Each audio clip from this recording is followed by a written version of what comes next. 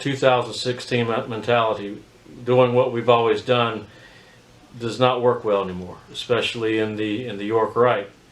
We have finally hit these numbers where there's no choice but to look at things differently in a modern way, in a way that works well in business and the private sector and everything else. We're no different.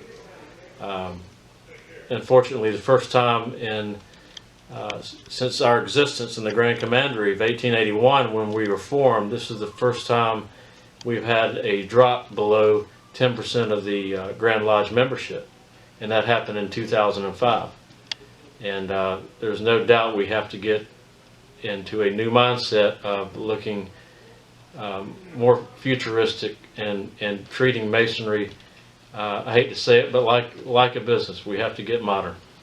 The Grand Commandery time I've been able to serve is since Grand Warder, which I think I was elected Grand Warder 2008, all the way to the present, and it's just something really works well with me, and I found my niche. And the other orders, I'm involved in those things, but really, my niche is the Grand Commandery line and what it represents, which is Christian Masonry.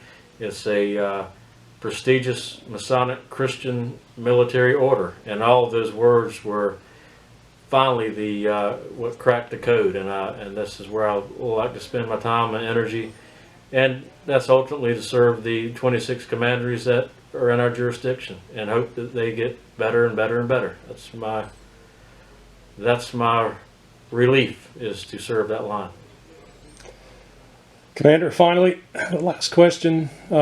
What does Masonry mean to you? It means almost everything. It's an improvement of all the facets in my life.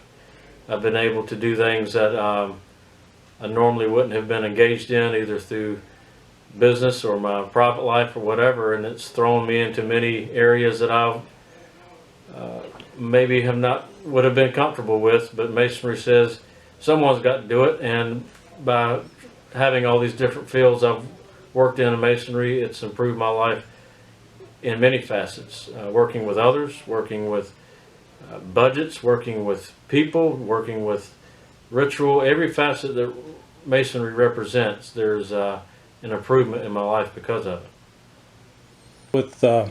How have you dealt with adversity in your tenure in Masonry? Goes back to the other question, I believe, is don't give up on a goal. Don't give up on improving Masonry. Sometimes I feel like I have to improve Masonry in order to improve myself, and it's easy for a young guy's idea to get shot down or changed or kicked to the curb. So I've always tried to overcome it, learn why people reject ideas, and then work with those same people who rejected it to eventually let them be your biggest cheerleader. And I found Masons and men from the coast to the mountains who are dear friends of mine at this moment because of that. Because I bugged them. I picked up the phone, I picked up the email, and I swung at that bat, one more time to try to make things better, and it's really paid off.